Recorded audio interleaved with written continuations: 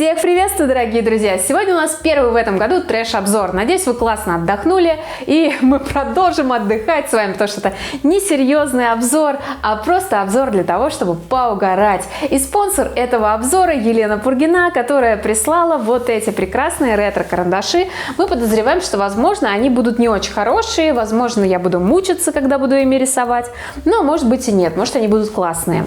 И еще одни карандаши для контраста, это уже карандаши из новейшего времени, акварельные карандаши Малевич.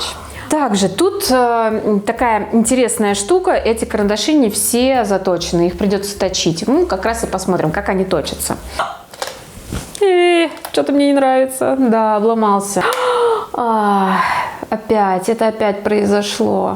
Так, давайте раскрывать, давайте смотреть. Кстати, я буду выкрашивать вот на этой бумаге, потому что это хорошая бумага, и если карандаши хорошие, они на ней раскроются нормально. Вот, я ее использую, мне она нравится.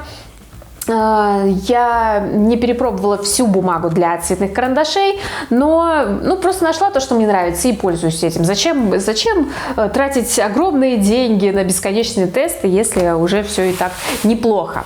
Так, давайте приступать. Начнем, конечно, с самого интересного. Вот такая упаковка, вы ее уже видели, я делала распаковку на Хэллоуин, посмотрите, если не видели, там все анонсы будущих трэш-обзоров. Мне кажется, мне на год хватит разных материалов. Вот какая штука. АСМР. Минприбор СССР, Союз, Оргтехника, Московский завод пишущих принадлежностей. Интересно, он сейчас еще сохранился или уже нет? Есть от этого, да, какая-то ностальгия. Печать несуществующей страны. 69 копеек они стоили. Слушайте, тут действительно много всякой информации. Вот их 18 штук. Набор карандашей искусства.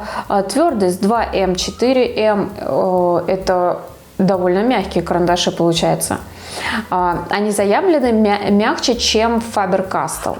69 копеек это, наверное, совсем немного, учитывая то, что зарплата была 100 рублей. Ну и немало, нормально. В целом это, наверное, больше похоже на пенал. Давайте посмотрим, как Малевичи выглядят. Но это, кстати, не похоже и не на пенал, и ни на что, это просто коробка. И, скорее всего, в этой коробке люди это хранить не будут, им потребуется дополнительный пенал. В этом плане советская упаковка все-таки побеждает. Несмотря на то, что она всего лишь картонная, но она гораздо более удобная, на мой взгляд. Советская пыль. Ностальгическая. Итак, кое-что подточено, кое-что не подточено. Так, давайте разбираться. Разложим по оттеночкам. Видите, какие интересненькие оттеночки? Так, а с какой стороны мы точим? Вот так мы точим. Не с той стороны кто-то заточил. Непорядок. Так, давайте быстренько попробуем заточить. Окраска корпуса потрескалась. Подождите, а сколько им лет? Извините меня. Так, сколько вам лет, дорогие друзья? Непонятно. Я думаю, что этой точилкой я им не должна повредить.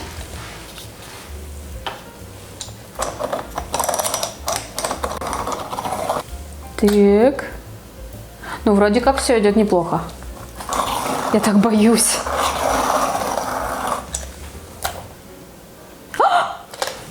Я не зря боялась. Блин! И что теперь делать? Я так и знала. Боже мой. Может, еще попробовать? Почему с первого карандаша начинается трэш? Давай, аккуратнее. Точилка забилась.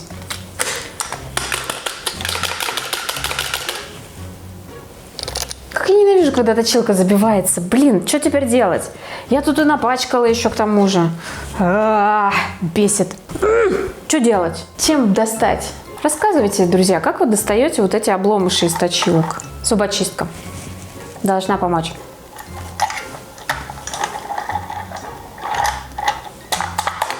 Похоже, ее там нет больше. Куда она делась? Я ее не вижу, реально. Она там была. Мне она не показалась. Так, Еще раз, еще раз. Еще раз попробуем. Может быть, на этом этапе, да, мы и закончим. Пожалуйста, пожалуйста, не покидай меня.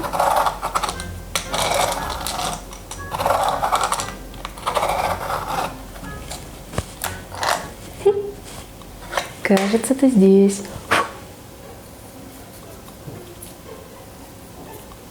Это можно будет выкрасить, но работать этим, не знаю.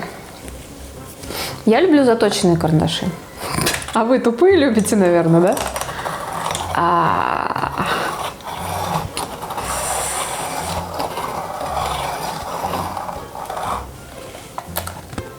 Угу. Вроде идем неплохо.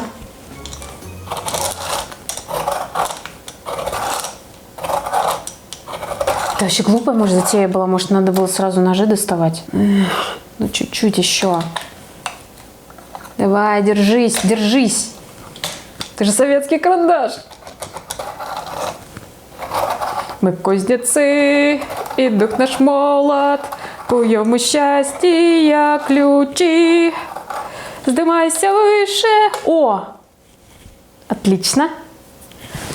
Наш тяжкий молот в стальную грудь сильней стучи, стучи, стучи. Отлично, идем дальше. Давай, давай, советский карандаш. Не подведи. И после каждого удара редеет мгла, слабеет гнет. И по полям земного шара народ измученный встает, встает, встает. Давай, карандаш. Может, зря я за них так боюсь? Может, это только один такой враг народа? Сегодня будет много советских шуток, я чувствую. Даже чтобы выкрасить, нужно пройти определенный квест. Угу. Я, честно говоря, взяла вот эту точилку, потому что я была уверена, что это ускорит процесс. Но я настолько сейчас чувствую себя неуверенно с ней, что уже сомневаюсь, что сделала правильный выбор. Точилка совсем неплохая. Это Дервент. Он меня много когда выручал, и я этой точилкой затачиваю даже пастельные карандаши. Нужно быть аккуратным, конечно, потому что пастельные карандаши это не цветные. У них очень-очень хрупкий грифель. Но при должном подходе все получается. Давайте еще подточим. Вот знаете, тут такая странная штука. Кажется, как будто бы карандаш приобрел налет. Даже не кажется. Вот я вижу четко вот этот налет на той части, которая давно не использовалась. Это как-то, знаете, не очень хорошо, если даже на карандаше налет. Это значит, скорее всего, на рисунке он тоже будет проступать. И обычно это означает, что карандаш сделан с использованием воска. И этот воск проступает. Таким же грешат и Дервент, самые дорогие Light Fast. Вот. Ну и вот советские карандаши тоже. Новые – это хорошо, забытое старое. Ну и призмы тоже выдают вот этот налет. Интересно, это вся палитра вот этих карандашей искусства? Или это какой-то ограниченный набор? Для всей палитры, конечно, это очень скромно. Но, возможно, на скетчи как раз хватит. И тут, знаете, дело в том, что само название искусства, оно как бы намекает на то, что это не совсем для детей карандаши, что это скорее именно для художников, для эскизов каких-то, для графиков, имеется для художников-графиков. Вот. Так что это у нас премиум продукт за 69 копеек. Это вам не фунт изюму. Я сейчас просто «Мертвую душу» смотрю, у меня всякие разные выражения проскакивают из-за этого. Это опять произошло. Они какие-то, видимо, стали более хрупкие по прошествии времени. А может, они такие были, я даже и не знаю. Что-то мне не нравится. Да, обломался.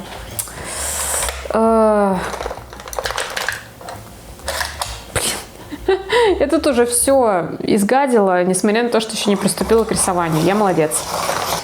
Давайте уже начнем выкрашивать их. О! Они как будто правда очень мягкие и яркие. Приятное ощущение. Этот более царапающий, у него есть крупинки другого цвета внутри. Но он тоже довольно насыщенный. Так, я насчет крупинок не знаю, может быть, да не, они внутри, походу. Этот потверже вроде как. И нанесение неравномерное. Ну, вот этот неудачный карандаш вообще, я бы его убрала с палитры. Видите, какое нанесение жуткое?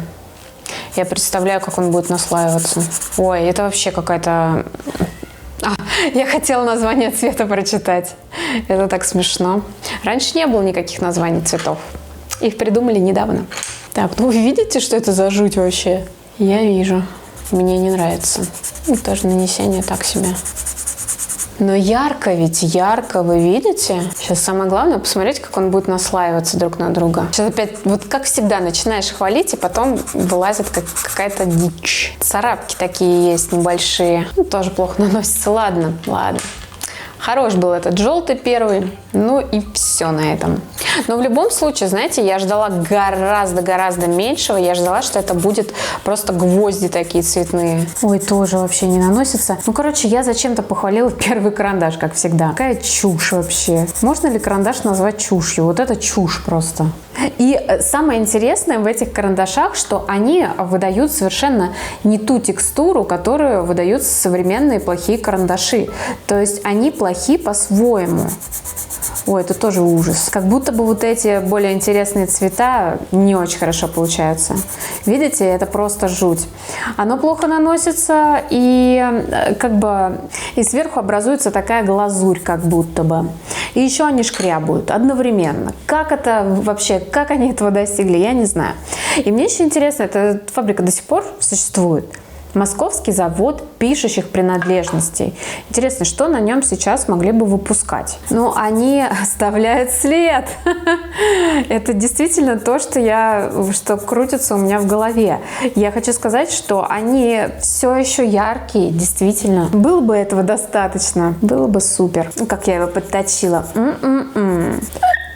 Подточила, блин. Ой, царапающий. Вот этот даже и пигменты дает плохо. Блин, они как будто все дальше. Чем дальше, тем хуже. Нет, это не то, что я хотела. Я хотела прекрасные советские карандаши. Давай, у тебя получится. Да, ладно, я сдаюсь. Еще хуже. Каждый следующий еще хуже предыдущего. Спасибо. Спасибо. Да, это жуть, это единственный зеленый. Прекрасно. Вы видите это? Боже, боже, боже, боже. Я даже представить себе не могу, что я смогу ими нарисовать. Хотя скетчи, да, как всегда, скетчи. Боже, боже, вы слышите это? Я надеюсь, что вам слышно это. Насколько они царапающие. О, боже. Это вроде получше. Немного. Цвет классный. Вот я такой цвет обожаю просто. Он коричневый и немного розоватый. Люблю такие цвета. Он даже наслаивается. Но все равно плохое покрытие. Очень похоже, но в желтизну. Коричневый в желтизну. Такой, господи, жуть. Так, и черный. Фу. Боже. Блин, я порчу бумагу внизу. Я даже не заметила, как начала портить ту бумагу, которая у меня находится внизу. Знаете, когда ты начинаешь слишком сильно давить. Старые добрые ощущения. Да, я, кажется, вернулась в детство. Я еще думала, да, здесь написано искусство. Это... У меня хорошие предчувствия насчет этих карандашей. Да, шуть. У нас есть серый. Да, это тот самый серый, который у меня сломался в точилке. Но я попробую поддержать его морально. Я вижу, что внутри этого серого как будто бы плохо размешаны несколько пигментов, знаете. И он разделяется отдельно на какой-то серенький и синенький. То есть они как будто бы хотели сделать его похолоднее. Наверное, хотели сделать его более нейтральным, вместо того, чтобы оставить его теплым. Но я хочу сказать, что мне в первую очередь нравится именно теплый серый. Он называется французский серый, обычно в разных марках. Есть вот белый, но у меня что-то, я даже не знаю, на чем его выкрасить. Я не думаю, что это так важно. Ну вот у меня есть коробка с карандашами за 500 миллионов рублей. Блин, белый-то работает. Видите? Ладно, тогда белый будем тестировать отдельно с другими белыми из премиальных карандашей, потому что, кажется, он работает. Я думала, его вообще не будет видно, потому что зачем советскому человеку белый карандаш? Вы сами посудите. Есть же белый лист, он должен просвечивать. Ну, что я могу сказать? Ну, тут не так хорошо видно, потому что ушли те деньки, когда я могла записывать обзоры при дневном свете, и сейчас это искусственное освещение, все не так хорошо видно и не так резкость хорошо можно навести. Но я надеюсь, что вам заметно, насколько это плохо. Это очень плохо. Я постараюсь, конечно, что-то именно рисовать. Какие-то эскизы, да? Скетчики. Даже не скетчи, а скетчики. Давайте выкрашивать теперь Малевичей. Они же у нас заточены. Уже заточены. Я не буду тратить много времени на них. Поползли, детки. Давайте и этих выкрасим. Я их никогда не пробовала, потому что у меня не было желания их попробовать, честно скажу. Я акварельные карандаши не то чтобы сильно люблю. У меня есть целая коробка акварельных карандашей от Faber-Castell, которая называется Dürer. Целая коробка, я имею в виду все цвета, которые существуют. И в принципе, если есть все цвета Dürer, зачем какие-то еще другие акварельные карандаши? Но тут мы повыкрашиваем. Кстати, вот попки, сразу я вижу, что попки не соответствуют цвету карандаша, потому что это лимонный, а попка совершенно такая же, как и на желтом. Давайте начнем. Будет весело. Вау! Блин, вы видите, он горит. Или у меня освещение такое, я не знаю, он флуоресцентный. Ой, ладно, ну такого я не ожидала. А их еще размывать надо, блин. Ну ладно, ничего. Попробуем размыть. Желтенький. Что-то сразу какой-то шаг от флуоресцентного лимонного к желто-оранжевому. Может быть, я пропустила? Да, я пропустила шажок. Если подумать, вот будучи ребенком, да, там, если бы мне принесли вот эти карандаши советские и вот эти карандаши акварельные, скорее всего, вот сейчас я по ощущениям говорю, скорее всего, я бы выбрала вот эти карандаши от Малевич. Мне бы они показались более удобными. Наверное, вот в советское время я бы сказала, что это просто прекрасные карандаши, удивительные, мягкие. И с удовольствием бы ими рисовала. Какие же мы сейчас избалованные. Ой. Блин, а зачем я так близко рисую? Я же хотела размывать. Молодец. Я даже не знаю. Потом поразмываю, короче, на другой бумаге. Я вообще, кстати, заметила, что мало людей разбираются в акварельных карандашах, мало людей их используют так, как это показано на коробках цветных акварельных карандашей, когда остаются штрихи от карандаша и появляется легкое размытие такое. И вот это все так красиво сочетается, да. Обычно люди используют вообще просто как цветные карандаши и все. А с размытием люди пользуются всего один раз, когда делают обзор.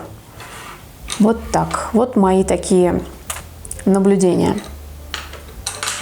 Ой, ну тут, конечно, как-то вот все по палитре как-то, я даже не знаю. Так все хорошо заточено. Вот это тоже какой-то флуоресцентный, розовый.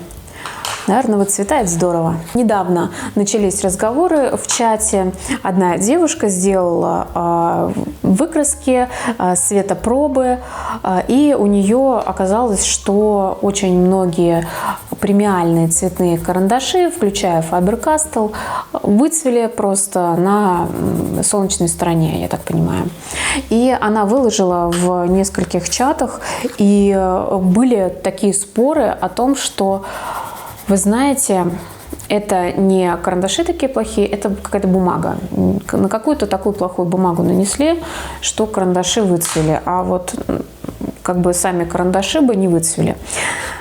Для меня, честно говоря, это не было такой вот какой-то новостью, да, что цветные карандаши выцветают, в том числе и дорогие цветные карандаши, потому что я уже видела эти тесты и у других людей, и у меня тоже были тесты, и я видела прекрасно, как ведут себя цветные карандаши на солнце.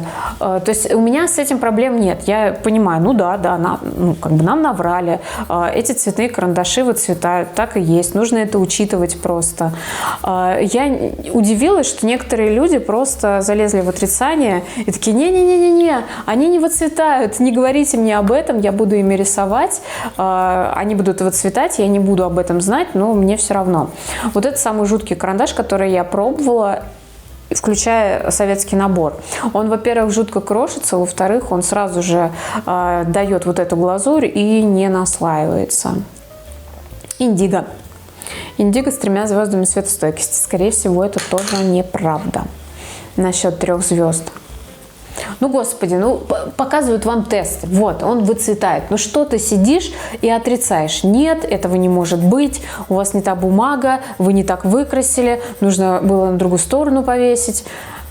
Ну что теперь поделаешь-то, господи? Ты купил материал задорого, который выцветает. Просто признай это. Зачем отрицать? Я не понимаю людей. И сколько раз я натыкалась на такую же агрессию после своих обзоров, когда люди просто не могут принять чужие выводы по их любимому материалу и начинают вступать в какие-то споры, спускаются на уровень дискуссии, когда уже и оскорбления идут и так далее. Зачем? Непонятно. Ну, то, что, честно говоря, довольно сильно приходится давить. Я не скажу, что они прям мягкие.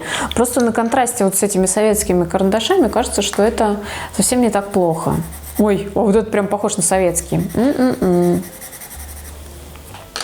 Царапка. Карандаши такие, которые нужно будет просто израсходовать, я так понимаю. Я вот думаю, вот знаете, плохой материал — это когда выкрашиваешь его, и все время, пока ты его выкрашиваешь, ты думаешь, кому бы его подарить. Вот это действительно плохой материал. Ладно, я шучу. Это как бы не совсем плохие карандаши.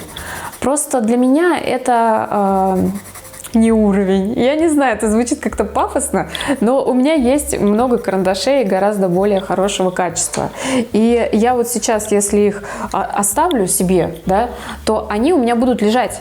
Потому что при наличии хороших карандашей классного качества я за этими карандашами просто не потянусь. А карандашей плохого качества у меня уже очень много. Я Fine никак не закончу, к своему стыду, честно говоря. Пол коробки закончила, а пол нет. Их слишком много. Так мне еще тут и Vista Artista подвалило. Но Vista Artista я не буду заканчивать, потому что это уже выше моих сил. Там очень много карандашей. И ну, я это не смогу. Это уже просто работать на то, чтобы эти карандаши изрисовать. Я лучше их подарю какому-нибудь ребенку, чтобы он мучился. Почему бы и нет? Почему бы и нет? Что это за цвет? Это черный. Боже, цвет даже непонятно, что это за цвет. Какой-то серо-буро-малиновый. И такой светленький. Не знаю, сейчас размочим его, и он такой раз раскроется в какой-нибудь супер черный цвет. Давайте попробуем посмешивать, да, если мы уж здесь за тестами собрались. Посмешиваем. Вот этот прекрасный желтый, самый красивый желтый. Смешаем с чем-нибудь, с чем он должен смешаться красиво. Ну, не такой уж он прекрасный, что-то я его перехвалила. Ладно, должен он смешаться вот красиво, наверное, вот с таким вот сине-зеленым. Давай, смешивайся. Ай, однослойные карандаши у нас тут. Однослойчик. Поблендим чуть-чуть, поблендим. Мы старались как могли.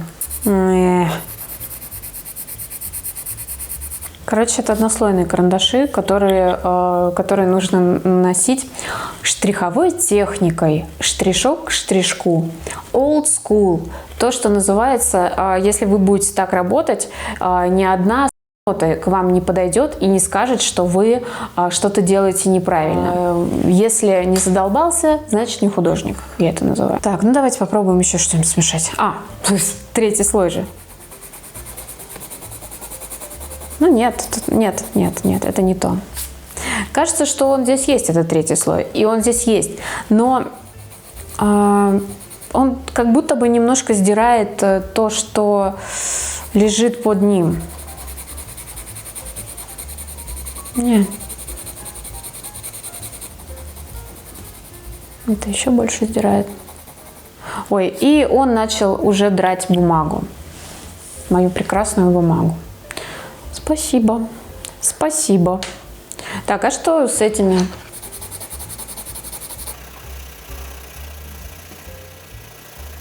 Ведет себя лучше, даже, вы видите, более как-то более гладкое нанесение. Здесь постоянно какие-то крошки, царапки какие-то, включения, как будто куча какой-то грязи. Может, это правда какое-то больно грязное производство было, не знаю. Просто оно лучше, потому что мы сравниваем это с чем-то не очень хорошим. Давайте я вам покажу что-то. Акварельные, да, карандаши как раз. Куда более жирная. Ну и кайф. Какой же это кайф, реально. Я бы назвала это свойство управляемость вообще. Управляемость материалом. Ух. Ну, то есть вы видите, да, здесь как бы все это наслаивается и перетекает друг в друга. Наносить приятно, без всяких проскальзываний, без царапок. То есть здесь как будто бы сырье подготовили, очистили его от всякого дерьма. И оно реально работает так, как надо. И я не травмирую бумагу. Забытое чувство, я уже успела от него отвыкнуть. Только и тестирую, что всякий трэш. Трэш и угар. Так, а что у меня еще есть для того, чтобы показать, какие бывают хорошие цветные карандаши? Вот у меня есть классные цветные карандаши от карандаш Pablo. И тут есть только вот такие желтые. Давайте на желто-розовых будем все смотреть. Они, кстати, тоже такие твердо мягкие, как бы. Не совсем мягкие, потому что совсем мягкие у них... люминанс. Наносятся они супер приятно и супер мягко при этом. Кайф. Все размазывается, блендится. Прекрасно. Появляется какой-то новый третий цвет. Да. Вот так должны себя вести цветные карандаши. Какие-то странные ощущения. Вот как будто бы там формула совершенно другая.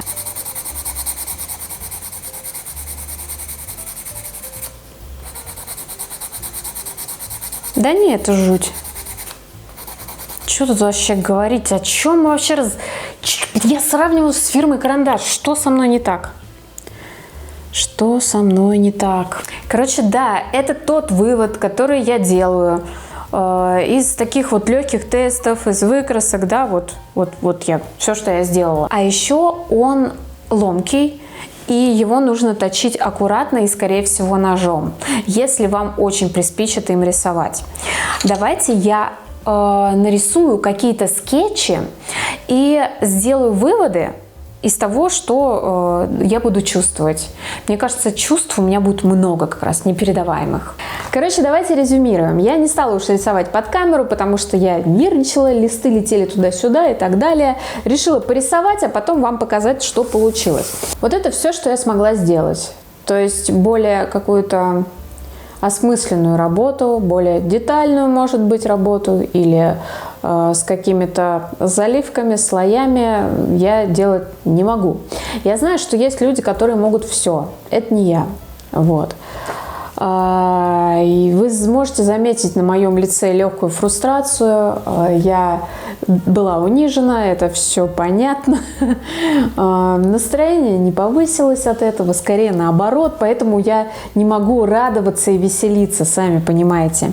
Вот это вот Вот, это жуть, это вот этот прекрасный зеленый, ничего не наслаивается, ничего не управляется, все царапается, тут куча царапок. То есть в каждом карандаше куча вот этих вот песочков. И эти песочки шкрябают по листу, пока ты работаешь. И ты думаешь, что ты можешь на листочке, допустим, порисовать чуть-чуть, и эта шкрябка уйдет. И ты начинаешь разрисовывать этот карандаш, а шкрябка не уходит, а карандаша все меньше и меньше. То есть там какие-то крупные песочки. И ты в итоге на них забиваешь, вот здесь этот песок. Я, везде его вижу. Тут везде куча царапок, которые остаются. Они прям делают такие борозды, и в эти борозды потом не заходит карандаш.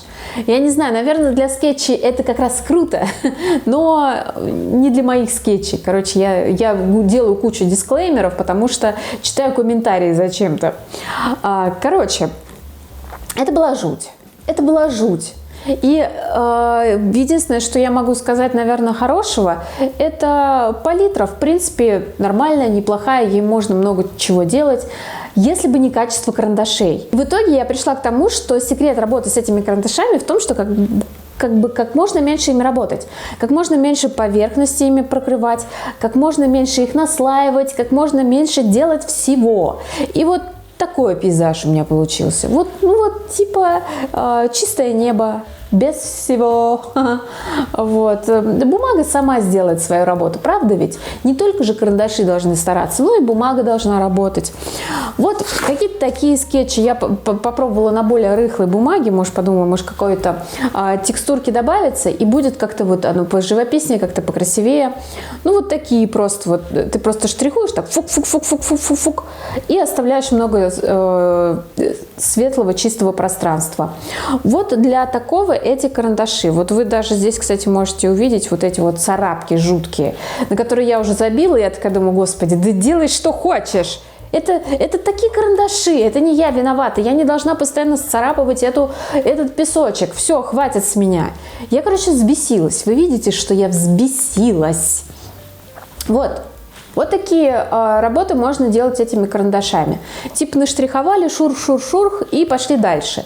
Что-то очень-очень быстрое, очень незамороченное. Знаете, сначала у меня было ощущение, что я смогу с этими карандашами сработаться, мне просто нужно найти подход. И я первую работу выкинула, потому что, что это за ерунда, я выкину, зачем это мне?